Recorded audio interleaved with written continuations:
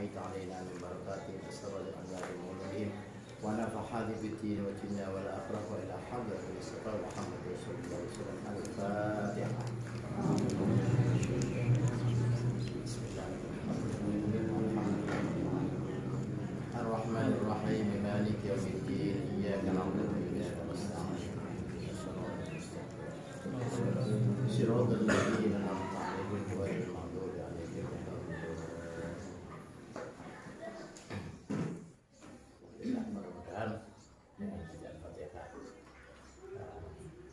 kemudian kita nyambung dengan guru-guru kita silsilah Al-Quran sampai Rasulullah SAW. Mudah-mudahan jalannya untuk dibuka agar ibarat air dari atas agar ngocor ke kita semua, insya Allah.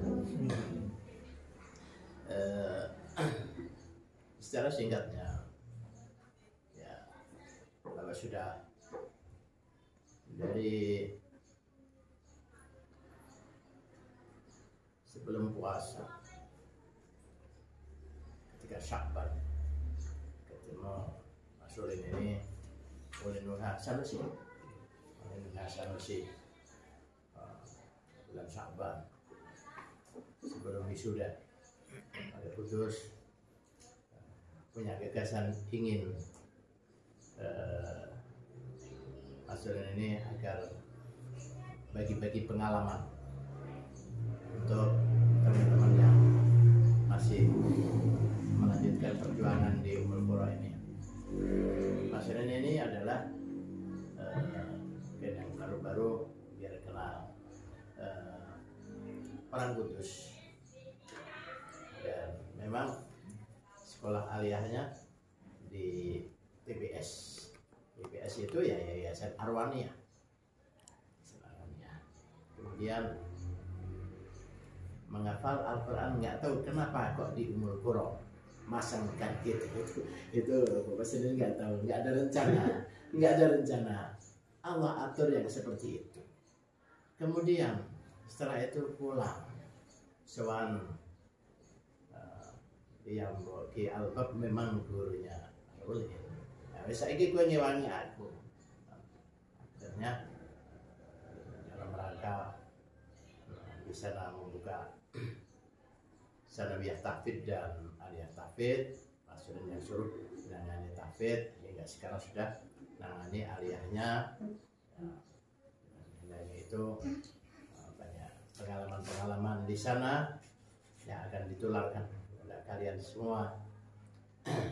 Ya, tentunya kalau cara Bapak ngaji dulu atau Mbah Arwani dulu ketika ngaji itu ini harus siap, paha ini harus siap gebuk, itu rupanya bukan caranya. Maka sekarang sudah bukan dirubah, cuman menyesuaikan cara sekarang.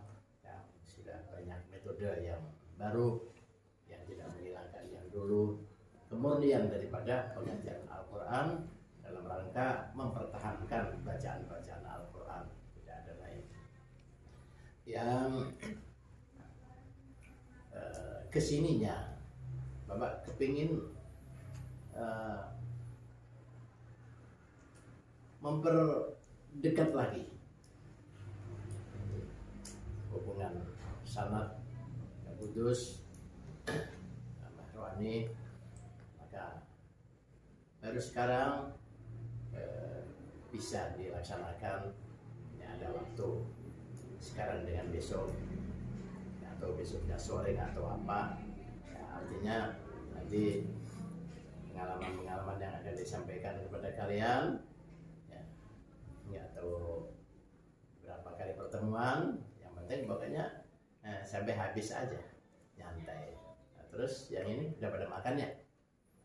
Belum? Hah? Belum ya? Belum? Biasanya, tapi kalau makan biasanya suka jam 3 ya? Oh, belum makan sudah. Tapi masih bisa tegak ya duduknya.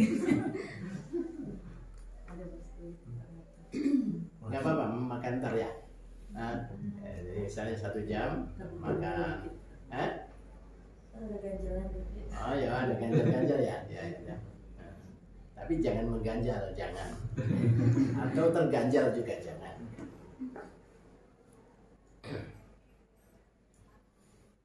Mungkin itu ya sebagai mukadimah. Mudah-mudahan nanti kalian silahkan menyimak. Mudah-mudahan kalian bisa menangkap dengan baik, merekam. Sekarang modelnya kan, kalau dulu kan alat tulis, sekarang bisa lebih nyantai. Percayakan kepada kamera. Jadi kita tinggal minta di share aja kan gitu. Tapi kan ya harus masuk sini dulu. Ntar kalau lupa maksudnya gitu. Kalau lupa baru. Dan oh iya, sebelumnya Irfan sakit ya. Sakit. Wahab masih sakit. Di Irfan sama Wahab gak ikut. Siapa lagi? Hah? Itu dua. Kalau bukan siapa yang gak ikut? Ikut semua. Alhamdulillah. Mudah-mudahan iya, doakan untuk yang sakit. Irfan katanya mau dibawa ke rumah sakit ya. Mudah-mudahan nggak seberapa. Allah ada penyakitnya. Al-Fatihah.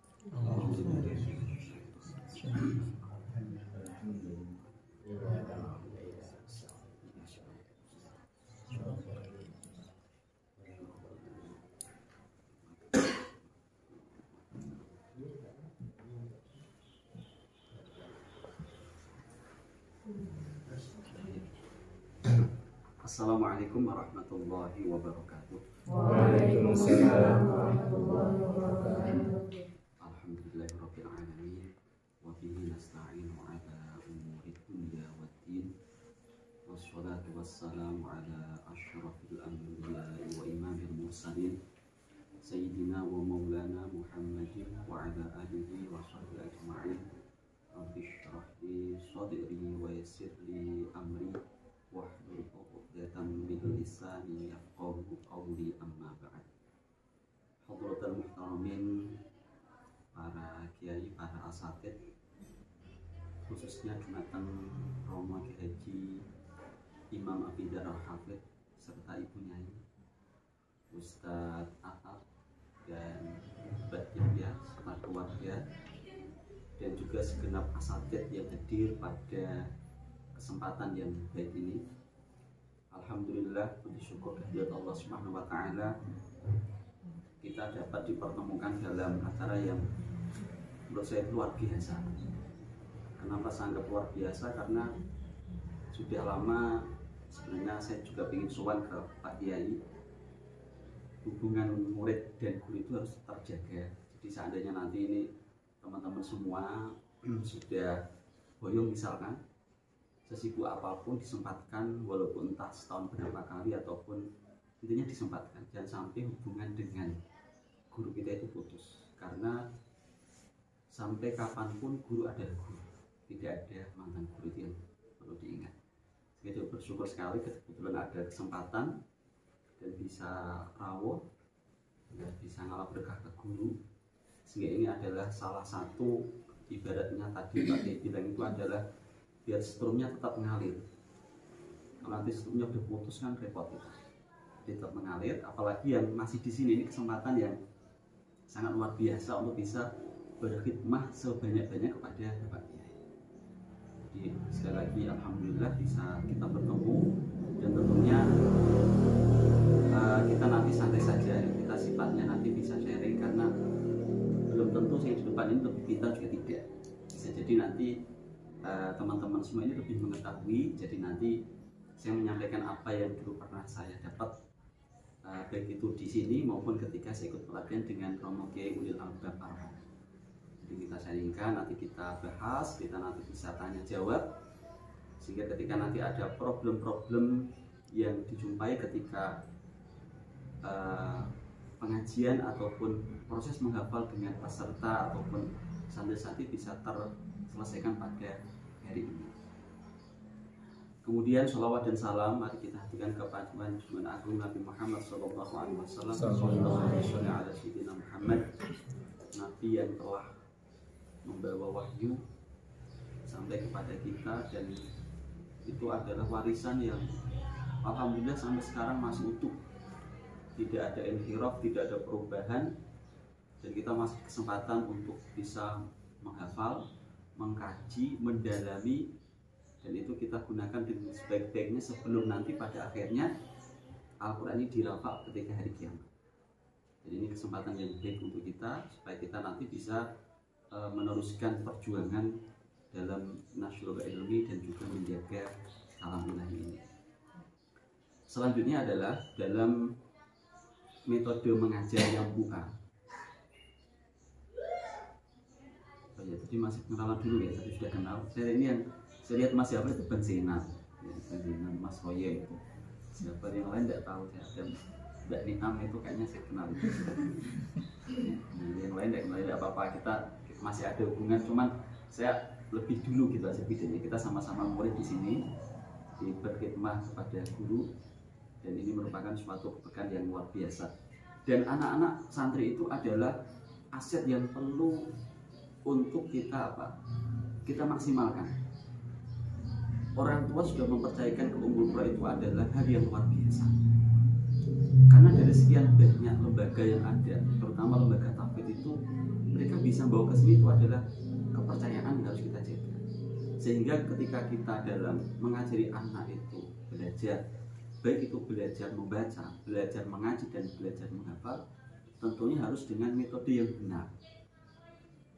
Karena dengan metode yang benar itu nanti akan terarah dan terukur.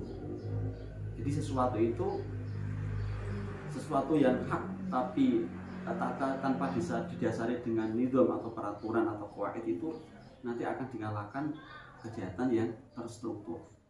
Maka ini penting, apalagi ini Al-Quran. Jadi nanti perlu didasari bagaimana metode yang tepat, kemudian apa-apa yang perlu kita sampaikan ke anak sehingga hasil yang akan diperoleh itu lebih maksimal. Jadi harus ada peningkatan, tidak stagnan, tidak sama. Di antaranya dari penting yang pertama, ini sebagai mukaddimah, ini dulu juga sering disampaikan Pak Kiai, ini di kitab Riyadhus Shalihin. Di situ ada bab tentang Kitabul Fadhail. Sering saya mendengar dari Pak Kiai, yaitu khairukum man ta'allama Qur'ana wa 'allama. Ini sebagai dasar kita yang pertama. Jadi kita diberi kesempatan oleh Nabi untuk menjadi khairul ummah, sebaik-baik umat. Apa bentuknya? Yaitu termasuk golongan orang yang belajar dan mengajarkan Al-Quran. Ini tentunya tidak banyak orang yang bisa belajar dan mengajarkan Al-Quran. Kalau kita presentasi tentu sangat sedikit. Dan ini juga hikmahnya luar biasa. Orang kalau sudah berani untuk mendalami Al-Quran, meninggalkan yang lain, karena kita tahu adalah Al-Quran ini lebih utama dari dunia seisinya. Sehingga kita akan lebih betul-betul ya mengajarnya. Karena tadi yang pertama di awal adalah ini titipan dari wali murid yang harus kita jaga, sebuah amanah besar, sehingga nanti kita dapat menghasilkan santri yang betul-betul berkualitas, tidak kalah. Karena kalau kita bicara tentang sanad keilmuan sudah jelas dari Pak Kiai, ini juga sanadnya nyambung ke Mbak Arwani. Jadi kita ngaji pun harus memang jelas sanadnya, tidak sanadnya versi Mbak Google atau sanadnya versi YouTube misalkan, ada hanya style YouTube, dengarkan, amalkan, itu kan juga nanti berbahaya juga. Perlu adanya sanad keilmuan. Jadi yang pertama tadi kita sudah punya fondasi yang kuat bahwa kita termasuk golongan orang yang utama, karena termasuk orang yang belajar dan juga mengajarkan Al-Quran. Kemudian di hadis yang lain juga di Riyadhus Shalihin ini diterangkan bahwa alladzi yaqra'ul Qur'an wa huwa mahirun bihi ma'as safaratil kiramil bararah. Artinya ketika kita punya murid dan dia itu ternyata punya kelebihan dalam arti punya kecerdasan. Dulu ketika saya masih ingat khidmah Bapak itu ada murid yang cepat menghafal. Jadi sudah lancar binadornya, ketika kita kasih silakan ini dihafal, mereka kan menghafal sendiri. Jadi ini akan keberuntungan apa yang diperoleh adalah tentunya dia nanti akan dijanjikan bersama dengan malaikat yang mulia. Ma'as safaratil kiramil bararah. Jadi kemuliaan yang diperoleh. Tapi bagi santri yang memang punya kekurangan, yang di sini disebutkan adalah wa yata'u fihi wa huwa alaihi syaqqun lahu ajran. Sehingga dia ketika menghafal ataupun proses membaca itu masih, kalau bahasa Jawa itu plegok gitu ya, atau masih belum lancar, berat. Sudah diajarin makhraj misalkan, ajarin huruf shad misalkan, so masih campur dengan se nggak bisa. Atau ada yang santri susah bilang ro lo gitu. Ini kan bahaya. Artinya bahaya, nanti bisa merubah makna. Yang ajarnya itu tadi kubur misalkan bisa ubun. Itu kan bahaya. Sehingga ada tolabul ilmi minal mahdi ilal ladi. Kemudian ada sampai di situ diartikan ilal qabri. Jadi kalau dia salah membaca ilal kubli misalnya gitu ya, kubur itu kan juga bisa punya arti yang berbeda. Sehingga seorang guru ini harus punya cara, metode supaya anak tadi itu secara kesinambungan, secara bertahap itu bisa merubah makhraj yang tadi merasa sulit bagaimana dia mudah. Dan ini termasuk golongan kedua tadi yang plegak-plegok atau tidak lancar. Dan ini juga punya 2 pahala. Jadi kalau plegak-plegok kan 2 pahala ya, nggak lancar. Artinya apa? Ini tetap ya kita hargai. Ketika kita punya santri seperti itu, kita telateni. Kadang kita namanya guru itu kan bosen ya, panen itu nggak bisa gitu, gitu. Karena mohon maaf, terkadang bawaannya orang mengajarkan itu memang gampang emosi kadang itu, gitu ya. Bawanya tuh pengen ngamuk gitu kalau ada santri kok gede jadi nggak bisa. Itu nggak tahu itu kan bawaan sepertinya. Tapi ya kalau memang kita itu zamannya sudah semakin kesini sudah maju ya, kita tidak mungkin menggunakan kekerasan seperti dulu yang Bapak ya tadi siap misalkan dikebuk atau di apa. Nah sekarang kita lebih santun, kita memakai pendekatan yang beda. Jadi ini ada 2 santri itu punya karakter itu, tetap semua kita hargai sesuai dengan kemampuan. Ketika kita punya santri yang memang punya kelebihan lebih ya kita pacu sehingga hafalannya itu bisa lebih cepat dari yang lain. Ini beberapa hadis yang perlu kita jadikan rujukan dalam kita mengajar. Juga ada hadis lain bahwa innallaha yarfa'u bihadzal kitabi aqwaman. Jadi kita harus yakin bahwa Al-Quran ini akan mengangkat derajat kita. Harus yakin, karena ini hadis dari Nabi. Jangan sampai kita malah merasa kalah dengan orang yang memiliki keilmuan selain Al-Quran. Ingin yang itu enggak. Jadi kita harus yakin. Dan ini sudah terbukti ya. Biar tahatus bin nikmah saja. Jadi alhamdulillah ketika saya dulu goyong dari sini kuliah dan sering dapat beasiswa, ya, kemudian dipermudah segala hal itu memang diberkati Quran. Sehingga kita yakin, saya yakinnya bahwa Al-Quran itu bisa mengangkat derajat kita. Jadi pokoknya kita mantap dengan Al-Quran. Kesulitan apapun nanti pasti ada. Dan juga wayal do'ubihi akhorin. Dengan Al-Quran pun nanti akan bisa merendahkan seorang. Ini kita yakini. Kemudian ada satu lagi hadis. Dulu saya sering dapat dari Pak Yai ini ketika ahad subuh. La hasada illa fitnataini. Jadi kita tidak boleh iri kecuali terhadap 2 golongan. Yaitu rajulun atahullahul Quran. Jadi orang yang telah dianugerahi oleh Allah Al-Quran, seperti kita, santri-santri itu kan dianugerahi Al-Quran. Mereka mau menghafal, mereka mau mengaji. Itu suatu anugerah yang luar biasa. Dibanding mereka itu belajar ilmu yang lain. Wa huwa yaqumu bihi ana al-lail wa ana an-nahar. Jadi mereka itu siang malam mempelajari, menghafal. Tiada henti, tiada bosan. Ini yang perlu kita iri. Dan orang luar sana itu ngiri pada kita. Wah, santri umur Quran itu kok siang malam belajar ngaji tanpa ada rasa bosan. Itu orang lain pada ngiri ke kita. Kita maksimalkan waktu, maka nanti bisa jadi kita sharing tentang bagaimana sih manajemen membagi waktu yang baik ketika kita membagi dalam proses menghafal tersebut. Warajulun atahullahu malan, yang kedua yaitu seorang laki-laki ataupun hamba yang diberi Allah harta benda yang berkecukupan sehingga bahwa yunfiqu ana al-lail wa ana an-nahar, sehingga dia dengan hal tersebut dia menginfakkan hartanya tersebut untuk tentunya di jalan Allah. Nah, ini hadis-hadis yang kita jadikan rujukan sehingga kita itu semangat dalam mengabdikan ilmu kita dan diri kita kepada Al-Quran.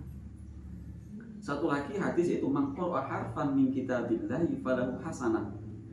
Jadi orang yang membaca Al-Quran satu huruf saja di Al-Quran itu falahu hasanah, punya nanti pahala, mendapat pahala kebaikan.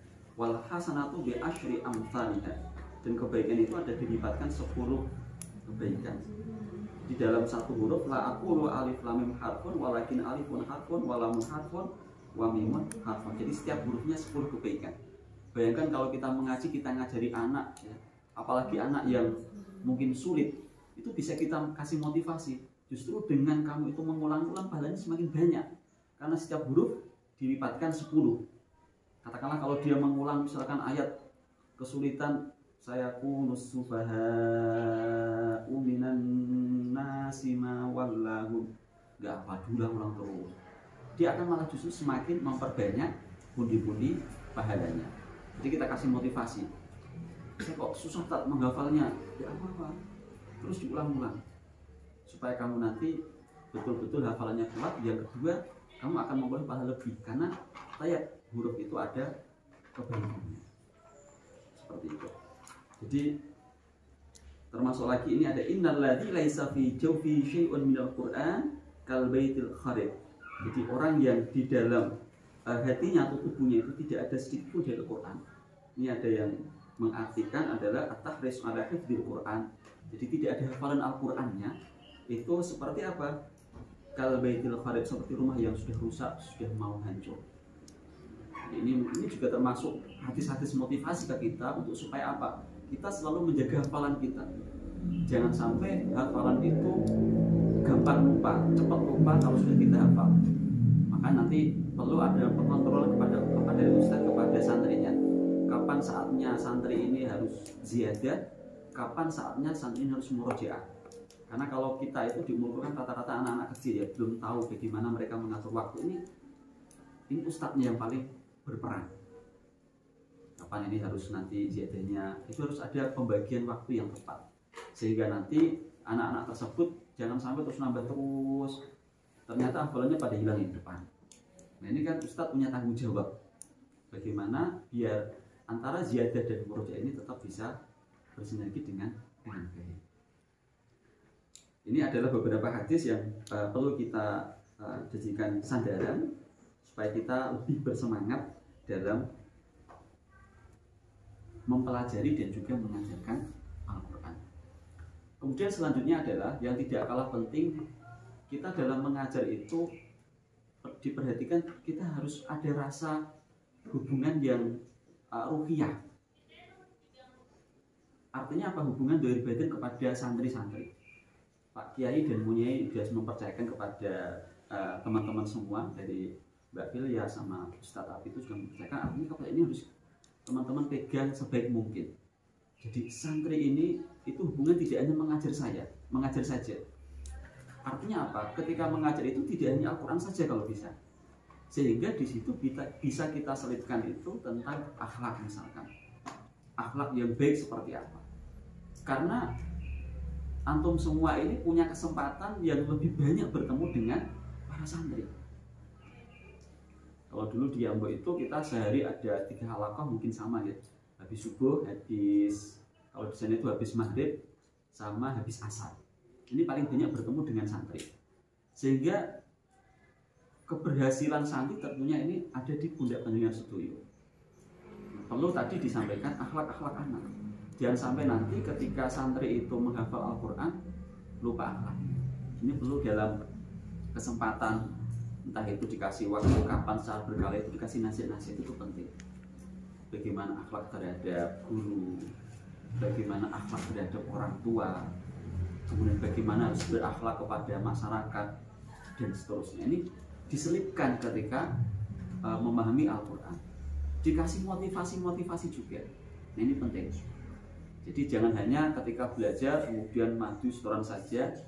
Nah, ini karena apa? Nanti akan ada kedekatan dengan murid-murid kita, akan ada rasa memiliki, rohnya itu akan terasa di sana.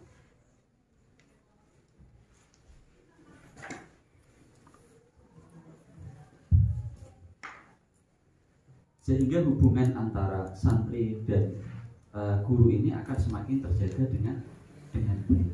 Kesempatan memberikan nasihat, kesempatan memberikan motivasi, itu adalah kalau sebagai ujung tombak adalah guru halaqah beratnya. Ada anak kok kelihatannya malas menghafal, ada apa? Coba didekati. Kamu kok kenapa hari ini nggak semangat? Biasanya menghafal dapat 3 ayat, kok ini cuma 1, ada apa? Didekati. Masalah apa? Kita bantu untuk mengurai. Tidak semua mah ke Pak Kiai misalkan. Jadi kita supaya bisa membantu beliau, yang sampai semua ke Pak Kiai, semua ke Pak Kiai. Jadi kita urai, kita membantu dari tingkatan yang di jajaran paling bawah. Sehingga ketika ada anak itu kok permasalahan tersebut di harian ataupun di tafiknya, kita akan cepat mengetahui. Kalau di situ ada pengurus, kita koordinasikan, oh ternyata anaknya ada problem ini, coba kita selesaikan masalahnya. Karena masalah internal personal itu terkadang bisa membawa ke hafalan tersebut. Misalkan kangen sama orang tua atau ada problem dengan teman, ini akan mempengaruhi kepada hafalan. Ini harus kita jaga. Ini perlunya adanya kesinambungan, adanya nasihat-nasihat, adanya motivasi yang kita berikan di sela-sela kegiatan halaqah tersebut, supaya anak ada tempat bersandar ketika mereka ada problem, bisa curhat, dan juga ada solusi terbaik dalam proses mereka mesantren di sini. Kemudian dalam proses menghafal tentunya diawali dari proses binador. Kalau dulu ketika saya masih di Kudus, dulu memang alhamdulillah sudah khatam binador, sehingga ketika menghafal itu artinya tidak ada kendala. Nah, ketika ada anak yang memang, kalau di sini kan sudah berbeda ya, artinya kita dibatasi dengan waktu sehingga tidak mungkin binador sampai khatam baru bilghaib, kan tidak mungkin. Nanti malah santrinya usianya habis di pondok. Jadi diimbangi, artinya dibagi bagaimana? Misalkan anak-anak yang masih tahapan menghafal itu kita ajari. Itu pertama adalah langkah kita ajari binador dulu.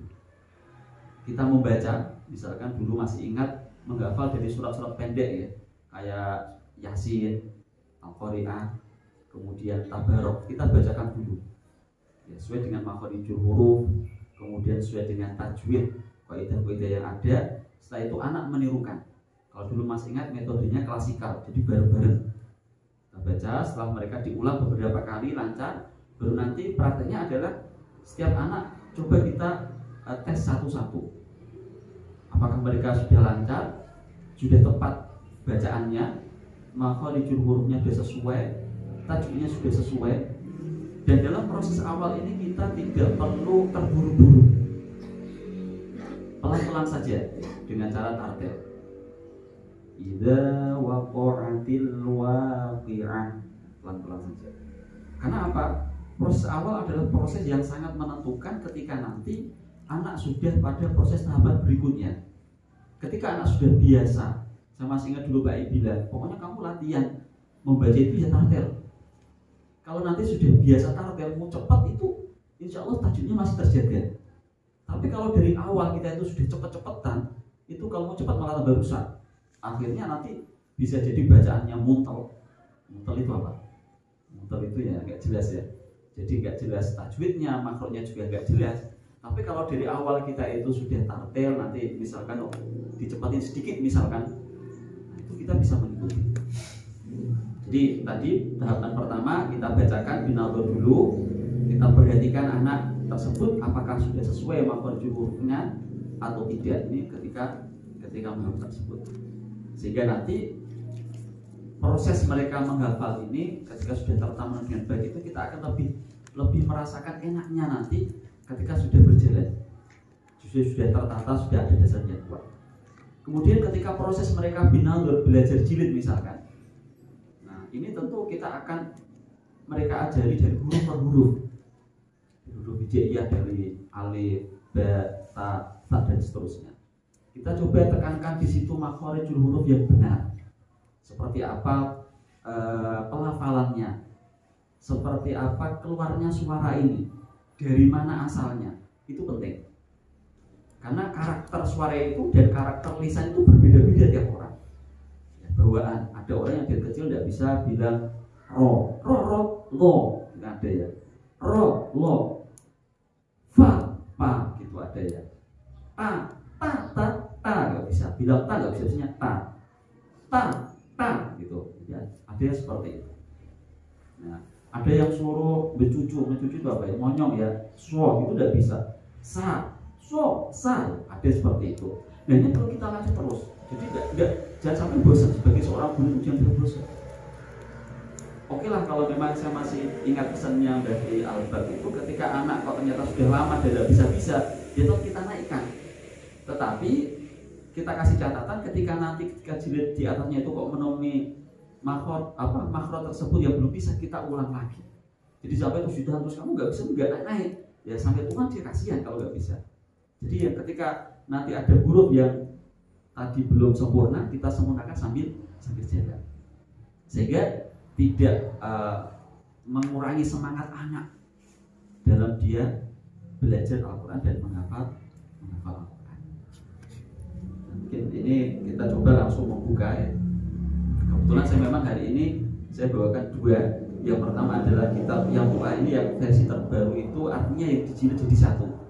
Jadi jilid 1 sampai 7 itu sehingga mempermudah ketika kita membaca, tidak perlu ngambil jilid 1, 2, dan 3. Kemudian yang kedua adalah saya coba bawakan Quran Al-Qudus. Kemarin saya dapat info dari Pak Kiai, memang masih banyak yang pakai menara, tidak apa-apa. Jadi tidak harus fanatik Quran 1, tidak ya. Artinya apa? Kita nyamannya pakai Quran apa? Kalau kok saya nyamannya pakai menara itu sih monggo. Saya nyamannya pakai Al-Qudus silahkan. Cuma memang ada karakter-karakter yang tidak dimiliki antara Quran A dan Quran B. Misalkan kalau Al-Qudus menggunakan Rasmul Utsmani, sehingga dalam tulisannya pun kalau kita perhatikan akan berbeda dengan terbitan dari Menara Kudus. Kemudian dari contoh dari tanda wakaf misalkan, itu pun berbeda. Di sini hanya ada 6 tanda wakaf yang ditulis di Quran Al-Qudus ini. Kemudian diantaranya ketika kita menjumpai ada bacaan-bacaan gharib, nanti akan diterangkan di catatan kaki atau footnote di Al-Quran ini. Itu diantara kemudian sehingga nanti akan mempermudah bagi para penghafal Al-Quran. Dikasih tanda di situ. Nah kemudian untuk Quran jilid yang buah ini, kitab yang buah, kalau dari jilid 1 ini sebenarnya sama dengan qiraati dulu ya, sama saja. Jadi yang membedakan memang kalau yang buah itu lafalnya diambilkan dari Al-Quran. Kalau kita perhatikan dengan qiraati, jadi kalimat-kalimatnya itu diambilkan dari Al-Quran. Nah, di sini yang perlu ditekankan adalah kesabaran ketika kita mengajar mulai jilid 1. Tapi kalau yang masuk sini sudah bisa baca Quran atau ada yang belum? Rata-rata belum. Nah itu berarti kan PR yang besar. Artinya bagi para ustadz ini punya tanggung jawab besar. Bagaimana anak ini dari nol sampai bisa membaca Al-Quran. Tentunya itu dimulai dari jilid 1. Nah ketika kita mengajari jilid 1 itu perlu kesabaran tadi. Makronya benar. A seperti apa? Diulang-ulang. Nanti biar lebih sinkron, ini sebelum ke jilid 1 bisa kita pengenalan ke makhorijul huruf di, kalau dengan bawah ini di jilid ke-6 ya. Nomor 7 ini.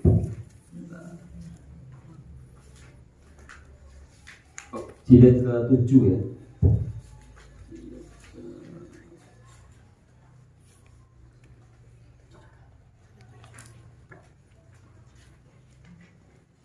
Ya, di jilid ke-7.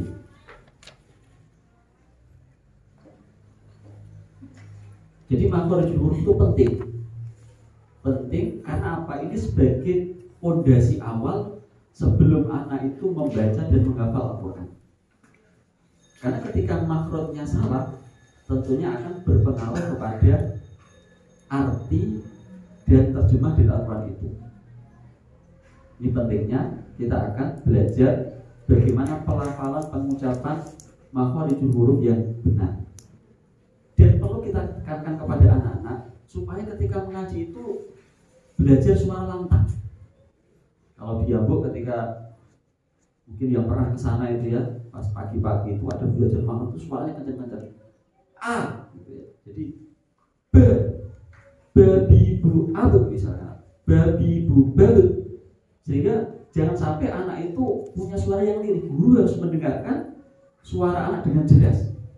Jadi kalau teman-teman ini punya santri, ya halakohnya kok suaranya lirik, suruh keras.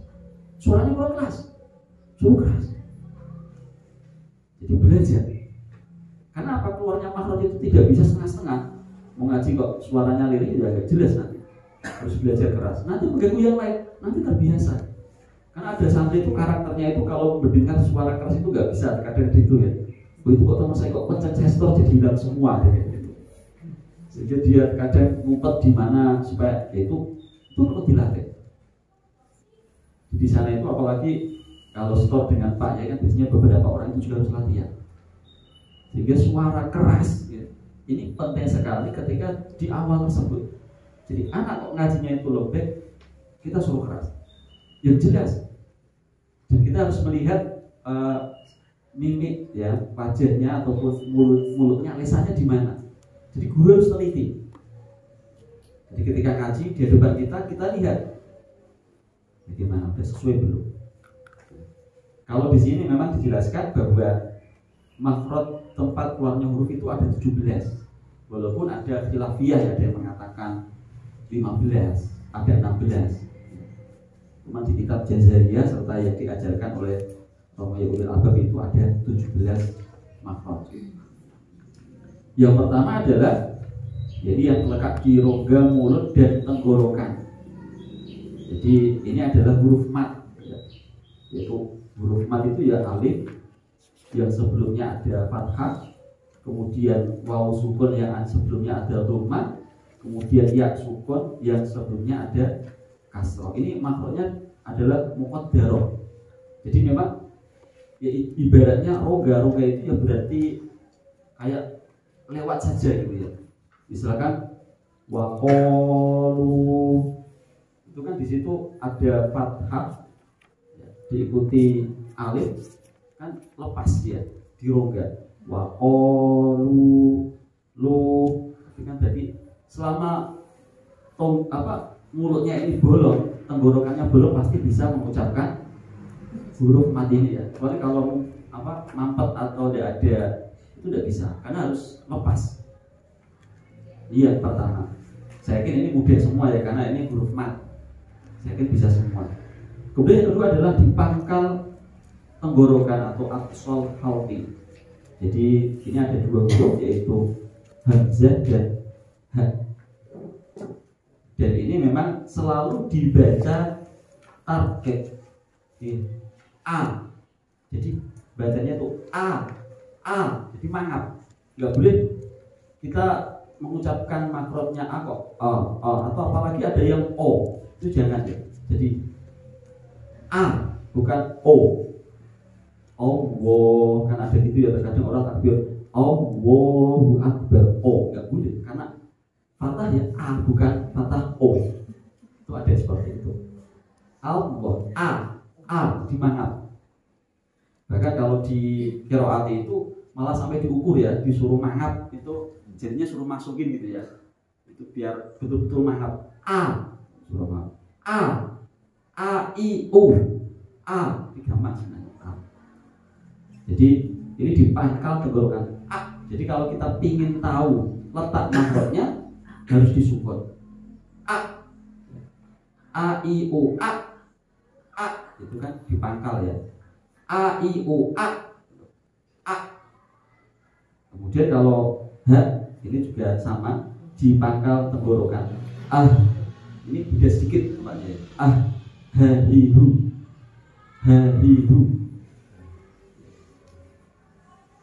A'udzu billahi.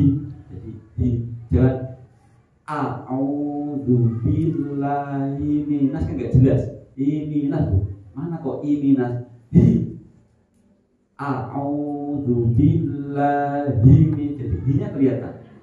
Jadi kalau lagi belajar makhluk harus ditekankan. Hi. Sekarang baca pas sampai ha. Hi hi hu. Jadi ketika dijelaskan. Dan sampai anak baca ulangi lagi. Ha. Seperti itu. Sampai dia bisa diulang lagi. Ha. Diulang seperti itu. Ini kita mengajari makhluk. Jadi letaknya tadi harus disukai.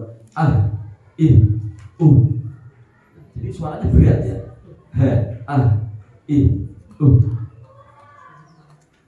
A'udzu billahi. Di situ. Ini pangkal tenggorokan. Jadi yang A tadi itu A harus semangat, tidak boleh O karena A. Ya. Ini terkadang ada yang anak-anak masih seperti itu, kita ingatkan. A. Saya kira ini mudah ya, tinggal penekanan saja. Karena terkadang ini kalau masih belajar makhluk harus kita tekan. Artinya apa? Betul-betul sesuai dengan kaidah yang ada. Karena kalau dari awal belajar kok sudah kita kasih toleransi, oh sudah apa-apa kurang dikit ya jangan. Kalau kita belajar harus tegas. Nanti kalau sudah bacanya sudah cepat nanti malah hilang. Oh gitu. Sekalian praktek ya. Oh gitu. Bang Zainal coba Bang Zainal. Ini makanya Bapak yang dengerin aja haus, apalagi yang nerangin, bagus dan nah ini sebelum kalian praktek, siap-siap juga air minum.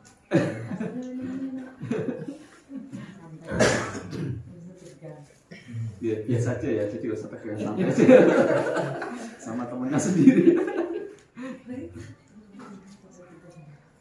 Alif sama ha. Iya, hamzah sama ha. Iya. Disukunkan ujungnya. Iya. Atau ada spidol nggak? Biar saya ada ya. Saya tuliskan nanti biar kita bersama dulu. Sudah. Kalau di sini tuh ada di halaman belakang itu contoh bagaimana kita melafalkan ya.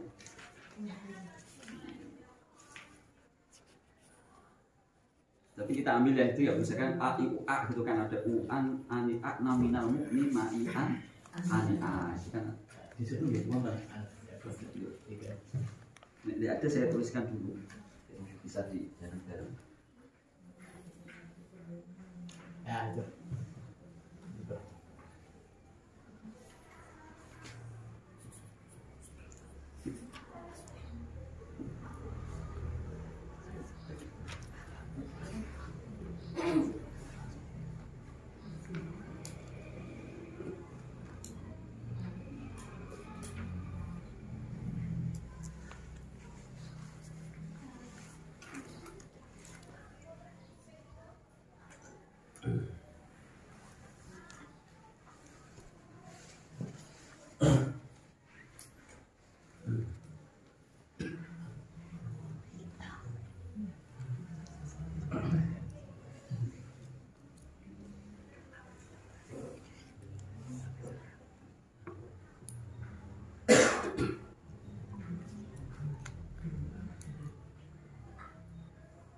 Ya, kita latihannya pakai yang separuh dulu ya, tidak artinya tidak sampai lengkap ini karena sudah ada yang kita sukun ya.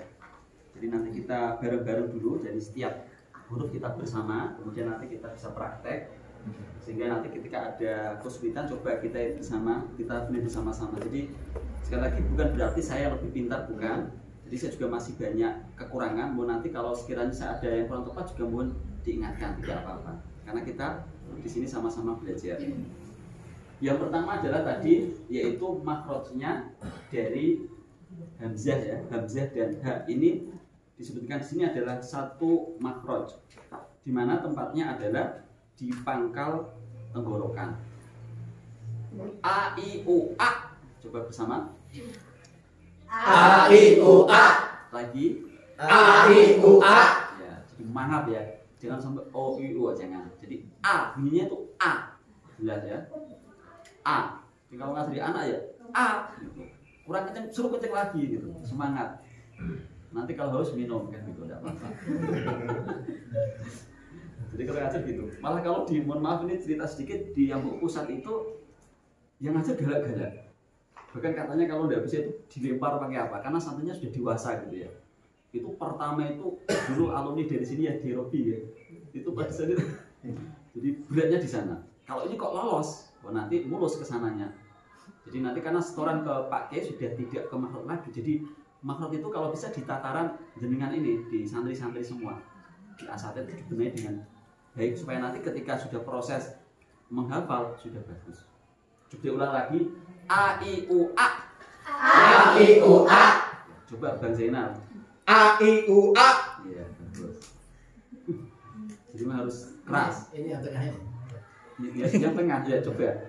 A I U A. Lagi. A I U A. Iya. Belakangnya. A I U A.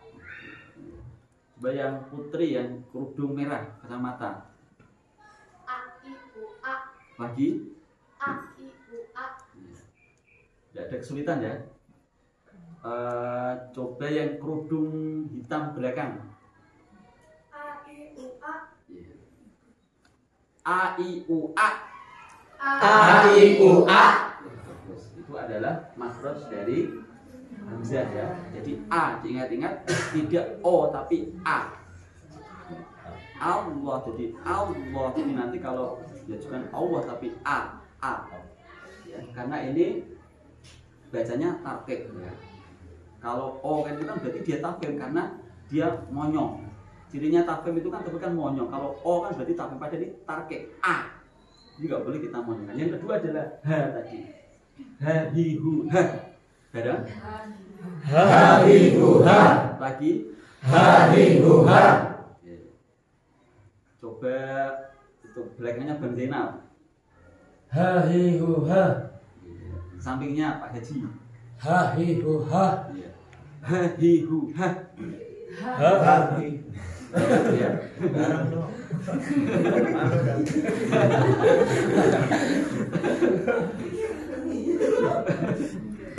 Habis makan pete. Ya. Coba lagi tulang 1 2 3. Ha I U Ha. Ya. Saya kira tidak ada kesulitan ya karena ini biasanya ini adalah ada sebagian santri itu yang agak-agak ragu baca ha tadi. A'udzu billahi, ini kan nggak kelihatan hanya. Jadi harus jelas. A'udzu billahi minasy, seperti itu. Nah, ini hi-nya harus jelas. Karena tadi letaknya adalah di pangkal tenggorokan. Kemudian yang ketiga ini adalah di tengah tenggorokan, yaitu ada huruf ain dan ha. Jadi kalau ain itu ya a i o a, oh berarti a i o a ya, a i o a gitu ya. Coba A I U A. ya. Jadi tadi kita lihat antara hamzah dan ain berbeda walaupun sama-sama di tenggorokan. A i o, jadi a o kan beda ya, jadi a ke o beda, bukan a o kan beda, jadi ditekan lagi a'udzu. Bahkan ada sebagian orang yang kalau baca itu ainnya terkadang kelihatan banget gitu ya kalau ngaji. Au juga ada yang seperti itu, saking fasenya terdengar seperti itu. Jadi A itu jangan mo ya. Mohon maaf terkadang ada sebagian yang kesulitan. Alhamdulillahi rabbil alamin, ada yang gitu.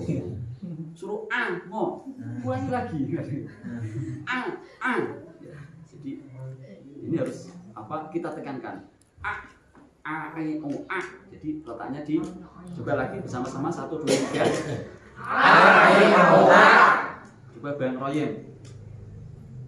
A I O A. A I O A. Wah. Grogi saya. Ya ai au a. Iya. A i o a. Ya, itu ain ya. Jadi a. Jadi berbeda dengan tadi hamzah ya, berbeda. Walaupun sama-sama di tenggorokan tempatnya. Kalau hamzah tadi adalah di pangkal, ini di tengahnya. A. Rabbil alamin, Rabbil alamin gitu. Jangan Rabbil kurang itu. Misalkan membaca Rabbil alamin, cenderung ke a. Rabbil langsung gitu. Alhamdulillahi Rabbil alamin. Jadi kalau kita ngaji kok makhluknya jelas, jangan malu. Itu kok sok gaya, enggak, dan gaya memang seperti ini gitu ya. Jadi orang ngaji kok dipastikan kamu biar dia memang seperti ini caranya. Sehingga ya gak harus malu. Kalau ada yang kurang belajar lagi sampai bisa. Nah ini kalau A tadi ya, saya kira sudah jelas. Jadi bedanya juga jelas dengan hamzah. Kemudian H. Ya. Jadi H ini suaranya memang bersih. H, he, ho, ha, ha. Ya, beda dengan ho, beda. H. Jadi tidak ada mendengkurnya. Bersih dia. Ha, he, ho, ha, he, ho, ha, ha. Ha, he, ho, ha. Coba bareng. Ha he ho ha. Oke, lagi. Ha he ho ha. Coba yang kacamata depan. Ha he ho ha. Bagus. Sampingnya. Ha he ho ha. Iya. Jadi jangan sampai ketukar dengan apa tadi ho misalkan ya. H dengan H juga berbeda, hampir sama. Jadi kalau H itu ibaratnya bancinya H, agak banci ya. Ya jadi tidak. Nah misalkan tadi ya a'udzu billahi ini kan agak nggak jelas itu banci namanya. Jadi jelas hi sama H. Alham ha ha itu ha. Jadi harus suaranya bersih ya, tidak ada mendengur seperti itu. Ini saya kira juga tidak kesulitan ya. Ini juga insya Allah relatif standar dan tidak boleh ini ketika disukun jangan sampai dipanjangkan. Kepanjangan tidak boleh. Jadi sekedarnya langsung kita ke makhraj selanjutnya. Misalkan di sini ambil contoh adalah misalkan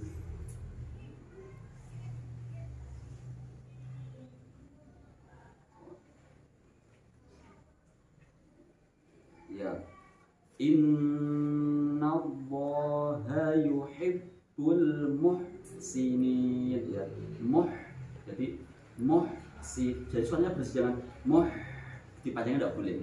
Muhsinin innallaha yuhibbul muhsinin. Itu adalah suara hak yang terdapat di tengah tenggorokan. Kemudian selanjutnya adalah yang nomor 4 di puncak tenggorokan. Ini adalah huruf ghain dan huruf kha. Ya. Ini tempatnya sama ini. Jadi memang harus kita itu ekstra teliti ketika ada santri yang ngaji di depan kita. Kita perhatikan betul-betul apakah dia itu ketukar atau tidak. Jadi kalau ghain ya di sini diterangkan tidak mendengkur, lidah tidak bergerak dan jangan seperti G. Jadi ghain itu kan termasuk huruf isti'la. Jadi huruf isti'la itu karakteristiknya adalah dibaca tafkhim. Jadi harus monyong ya. Jadi monyongnya standar, jangan sampai kemonyongan. Nanti kalau kemonyongan jadi moncong putih bahaya. Jadi monyong. Yang pertama tadi kita kho dulu ya. Kho. Suaranya man ya. Kho. Baca pun harus sambil apa tadi monyong, bahasa Jawanya monyong. Karena ini tapi nggak boleh kita bacanya tanpa monyong, nanti malah jadi ha, nggak bisa, dia harus monyong. Ho. Maka kalau ho kok dikasroh jadi monyong terus kita tarik ke belakang. Hui gitu ya. Karena dia awalnya dari tafkhim kemudian kasroh itu tarik. Hui gitu. Tapi nggak boleh berlebihan. Hui gitu nggak bisa. Sehingga nanti malah. Gitu. Kemarin pas pelatihan itu dari Romoyi Albab, kalau ngaji makhluk nggak usah terlalu berlebihan, sampai monyong banget tidak usah. Yang monyong ya, jadi standar gitu. Ya tidak terlalu meringihnya pun tidak terlalu terus. Tidak perlu. Jadi malah bibirnya sakit ya ketekok-tekok nanti malah. Nah ini kho ya. Jadi kho itu ada suara mendengkur. Kho beda dengan ha. Kalau ha tadi kan bersih. Ho kayak ini kan ho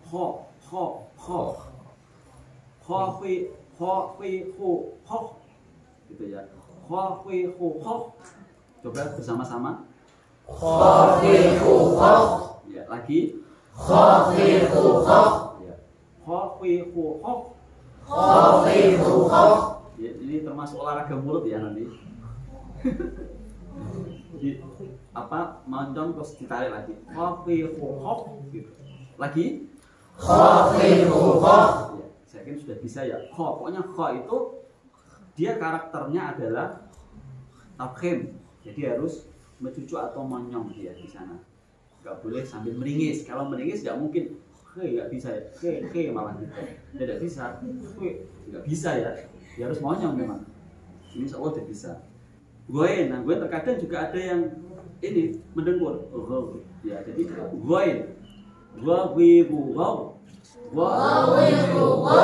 Goin juga termasuk huruful isti'la. Jadi harus monyong juga ya, harus tafkhim.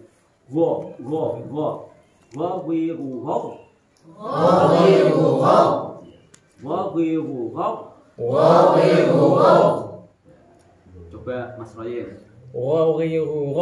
Lagi. Kurang. Masih kan.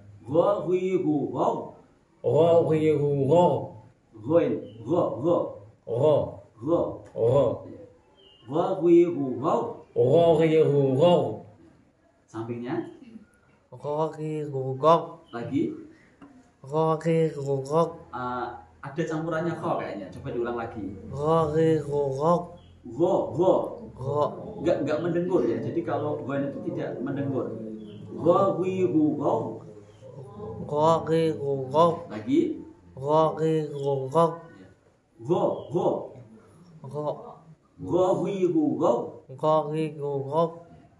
Sampingnya lagi. Iya. Berarti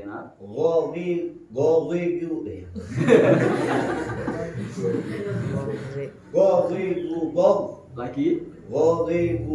Oke. Jadi beda dengan kho ya, walaupun tadi ini tempatnya sama di puncak tenggorokan, cuman bedanya tadi kalau kho itu mendengkur, sedangkan dia goin tidak. Jadi jangan sampai ketuker ya. Terkadang anak-anak itu yang masih baru agak ketuker terkadang antara goin dan kho. Kho, hui, hu, kho. Ghi kan beda ya. Kho, hui, hu, ghi, hu. Berbeda tempatnya. Misalkan di sini ada contoh di ayat Al-Quran. Ini yang kho berarti wa akhrijuhum min haitsu akhrajukum ya. Haitsu jadi dia harus monyong ya. Haitsu karena tadi dia punya karakter sebagai huruf isti'la harus tafkhim. Haitsu akhrajukum. Ini juga nanti ketika mengaji diperhatikan santri-santrinya apakah dia sudah sesuai atau belum. Kalau belum kita sesuaikan. Ini antara makhrajnya kho dan goin. Ada pertanyaan sampai di sini? Sampai makhraj yang keempat? Paham ya? Kalau ada yang bertanya tidak apa-apa ya, kita sharing-sharing saja, tidak usah pakai sama-sama belajar. Kita juga belajar ketika ada yang nanti perlu diterangkan lebih lanjut, kami persilahkan. Kemudian ini adalah huruf yang kelima, yaitu huruf Qaf. Qaf ini pangkal lidah mengenai langit-langit di atasnya. Po, pangkal lidah. Jadi pangkal berarti di sana ya. Po, mengenai langit-langit. Jadi pangkalnya kita kenakan langit-langit lidah. Po,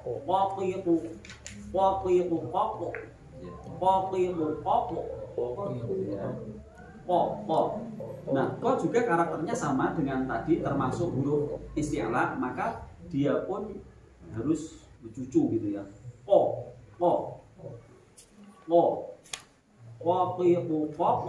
Coba bareng. Lagi. Coba siapa itu? Mbak Niam atau siapa itu? Niam atau Naim? Niam ya, Mbak Niam silakan. Lagi. Oke.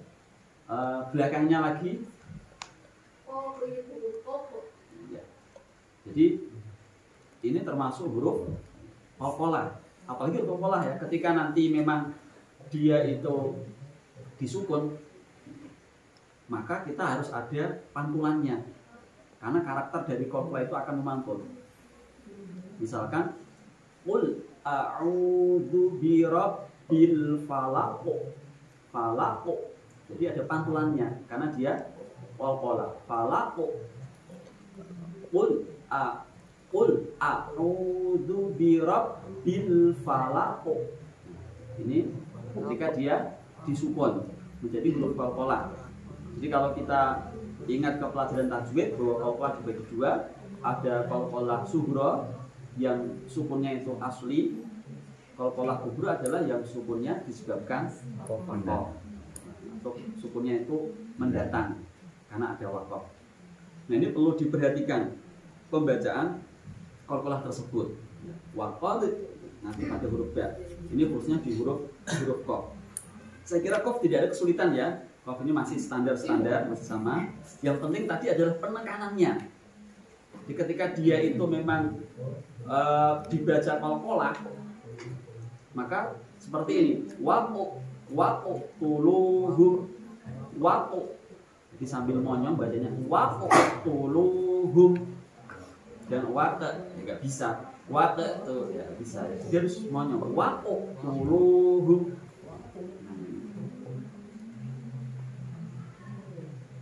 Ada ayat lagi, wala tuqatiluhum.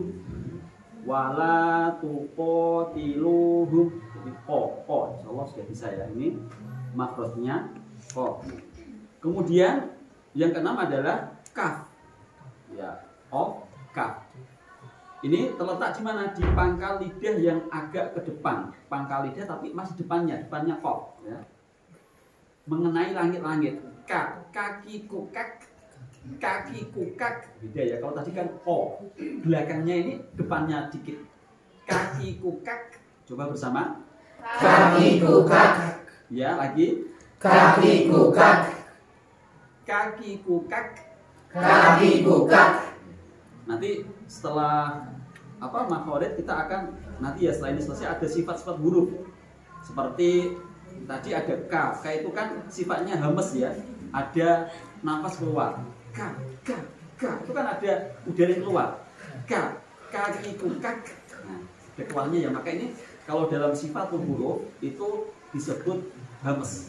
Jadi ada nafas yang terlepas keluarnya.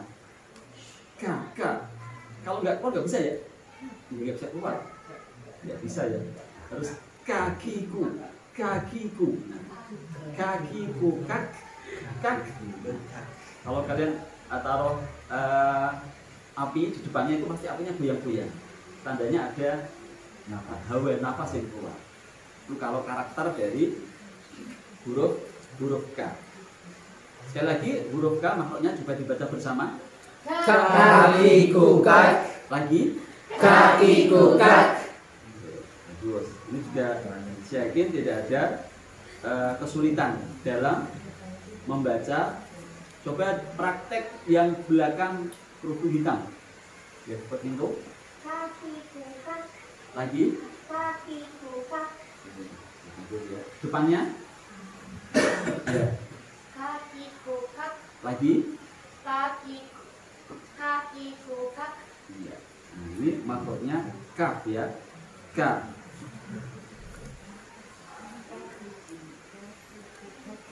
Nah, tentunya ketika membaca Al-Quran itu kan kita ingat ada ayat alam nakhluqukum, ada ya. Nah, coba ini kita jumpai. Kebetulan ini kan maknanya pentingan.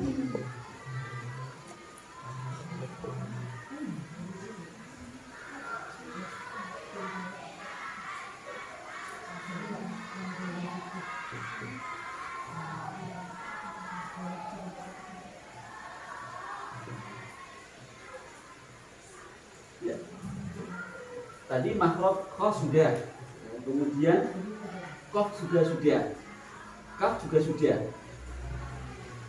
Ini saya mau nanya dulu, coba yang kacamata, bagaimana cara membacanya?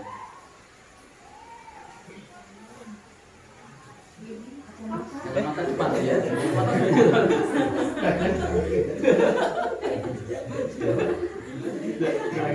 Alam nakhluqukum. Diulang sekali lagi. Alam nakhluqukum. Ya. Kenapa kolkolnya nggak dibaca?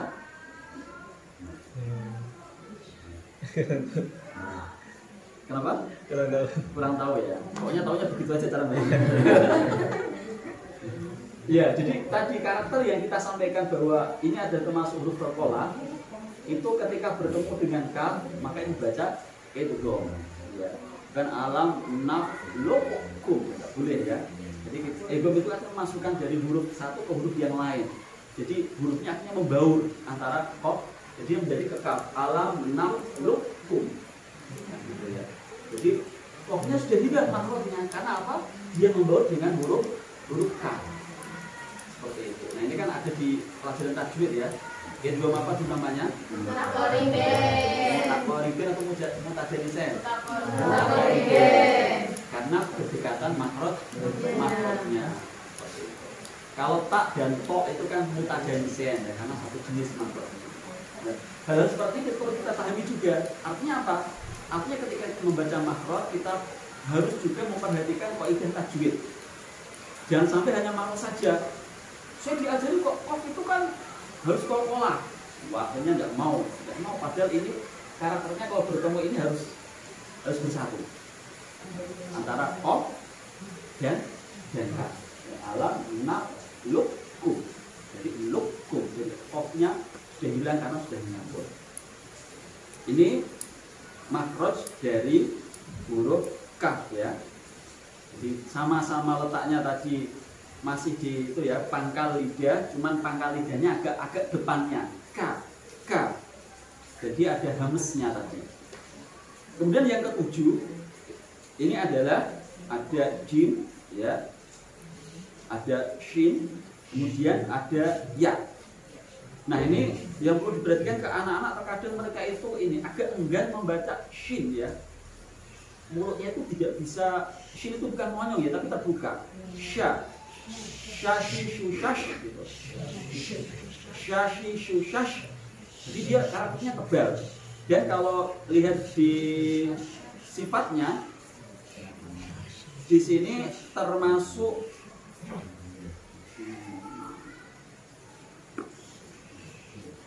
yang shin adalah tafashi.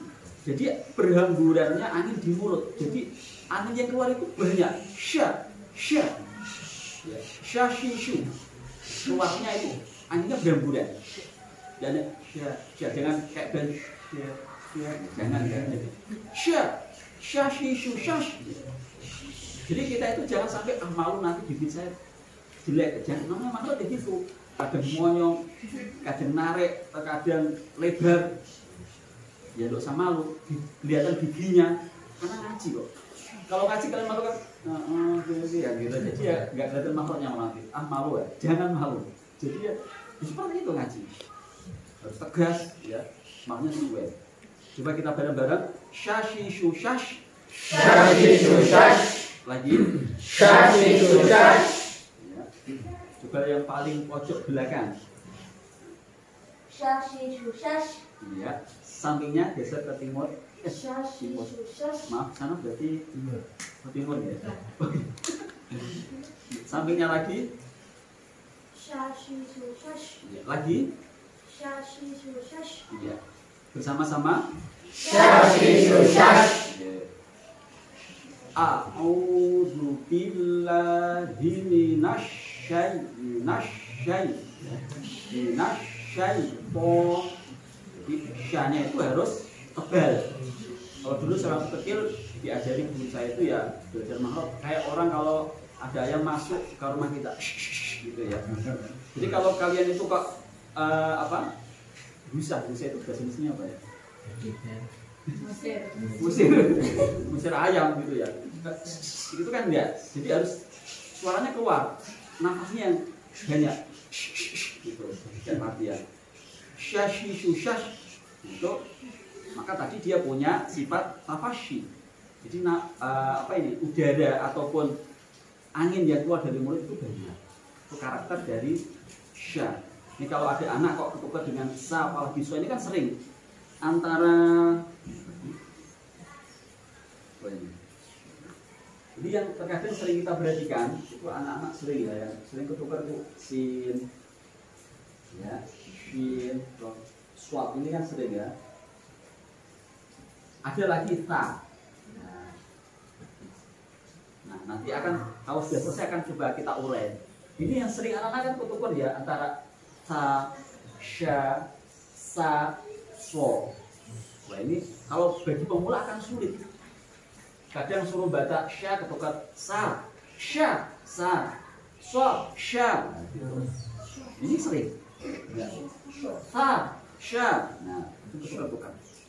Nah, huruf-huruf yang seperti ini itu harus selalu diperhatikan ketika ada yang hampir mirip makhrajnya. Itu kita perhatikan kesan tersebut bagaimana pelafalan yang benar. Kita kembali lagi ke tadi shin ya, sudah bisa. Kemudian ini tadi tengah lidah dan tengah langit-langit sya. Kalau kita perhatikan sya itu kan tengah lidah. Sya. Tengah lidah ditemukan dengan tengah langit-langit. Karena nggak ada gambar gigi ya. Ini kalau praktek gini enaknya bawa gambar apa kayak di biologi itu ya, jadi kelihatan. Ini kan kita membayangkan tapi ya bisa ya insya Allah ya. Jadi di tengah sya, di tengah tadi lidah dan tengah langit-langit sya. Kemudian selanjutnya adalah ya. Ya ini juga sama ya, ya yi yu yai. Kalau diperhatikan ya yi yu yai, ya yi yu yai. Coba bersama-sama Ya yi yu yai. lagi Ya yi yu yai.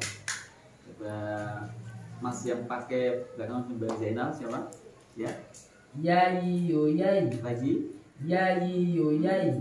sampingnya, Ya yu yai. sampingnya lagi, Ya yu yai. lagi. Ya yu yai. Oke. Depannya. Ya yu yai. Oke. So, bisa ya? Ya ya. Ya. Ya. Ya bukan yo ya. Kalau baca kan ya bukan yo kayak tadi. A bukan o. Ya ayyuhalladzina amanu bukan yo ay ya. Ya karena dia tempatnya di tengah lidah dan langit-langit. Mungkin kita break dulu ya.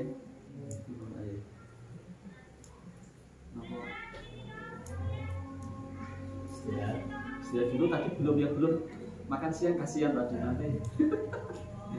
Mungkin nanti malam kita lanjut lagi. Jim sekalian ya. Jadi jim itu juga letaknya sama ya, di tengah lidah rapat dengan langit-langit aja. Jadi bersama Jadi jujaj. lagi. Jadi jujaj. Ya. Coba Mbak Niam. Ada namanya. Jaji. Jaji jujaji. Lagi. Jaji jujaji. Sampingnya. Jadi jujaji. Coba huruf isti'la ada berapa? 1,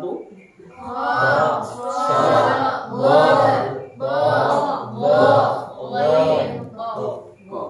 Iya.